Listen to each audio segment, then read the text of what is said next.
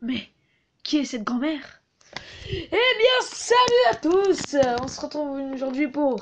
Bon, en fait, non, aujourd'hui, non, parce que je fais la suite, donc pourquoi je dis aujourd'hui? Je suis trop habitué à YouTube, il faut que j'arrête. Bon, troisième épisode, et moi je vous dis, bonne vidéo!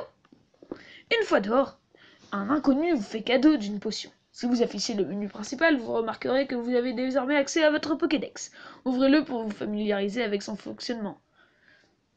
Montez la colline pour rejoindre Nabil, et puis suivez-le jusqu'au centre Pokémon. Votre ami sera ravi de vous présenter les différents services qui vous sont proposés dans ce lieu. Nabil est impatient de rendre visite à la professeure au bout de la route 2, mais vous avez amplement le temps de faire d'abord quelques emplettes. Vous pouvez par exemple visiter le magasin de baies voisin. Les Pokémon sont incapables d'utiliser des objets classiques, mais si vous leur en confiez une baie, ils la consommeront d'eux-mêmes en cas de besoin pendant un combat. Une fois que vous avez terminé vos achats, rendez-vous sur la route 2 pour continuer l'aventure. Vous remarquerez en passant quelque chose qui brille au sol, comme expliqué dans la prochaine vidéo, tiens.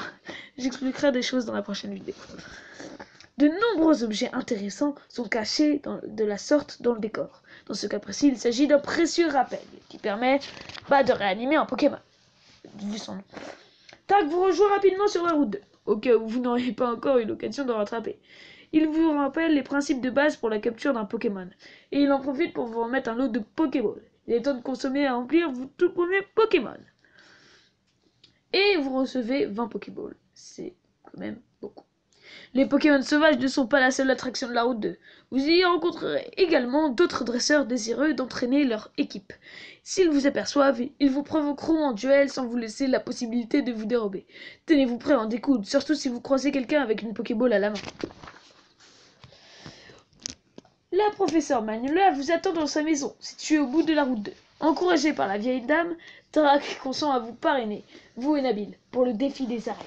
Si vous parvenez tous les deux à l'impressionner par vos compétences de dresseur. Même si, à ce niveau-là de l'aventure, ça risque pas. La professeure Manuela. La professeure Manuela est une spécialiste des Pokémon reconnue dans la région. Elle a étudié le mystérieux phénomène Dynamax pendant les années, et c'est grâce à ses recherches, menées en grande partie avec le président Chéroz, que les dresseurs de Galar peuvent désormais exploiter la puissance du Dynamax pendant leur combat. Vous devez à nouveau en découvrir avec Nabil, pour gagner le droit de participer au défi des arènes. Vous disposez de tout le temps nécessaire pour vous préparer.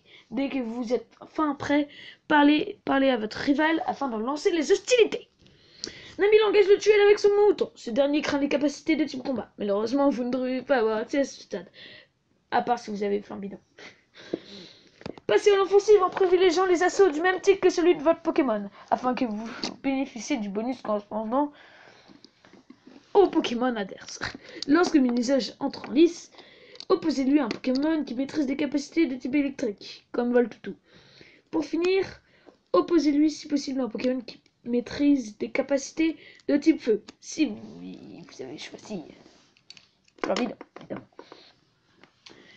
Pour finir, Nabil appellera Wistempo, Flambino ou l'Arméléon. Selon le partenaire que vous avez choisi au début de l'aventure, ce dernier devra connaître une capacité super efficace contre les Pokémon de Nabil, ce qui vous facilitera la tâche. Soignez vos protégés avec des potions s'ils perdent beaucoup de PV, et tout devrait aller comme sur des roulettes. Et moi je vous dis... Ah merde. Mais non, j'ai pas le droit. En plus d'obtenir le soutien de Tarak, vous faites l'acquisition de votre propre étoile vœu. Passez la nuit dans la maison de la professeure et cette dernière s'en servira pour vous fabriquer un poignet Dynamax, un objet qui vous permettra de faire appel à la puissance du Dynamax. Fort de ce nouveau pouvoir, vous êtes fin prêt pour entamer un nouveau chapitre de l'aventure en vous rendant à la gare de Bronswick. Et vous obtenez la lettre de recommandation par Tarak, un poignet Dynamax et une étoile vœu. Et vous avez Voltoutou. Attrapez-le. Voltoutou n'est pas simplement l'adorable compagnon de cela. Il évolue en Fulgudog, l'un des tout meilleurs représentants de type électrique. Vous aurez peut-être de la chance de rencontrer un spécimen près du panneau qui donne des astuces de dresseur en fouillant les hautes herbes. Et moi je vous dis, à plus!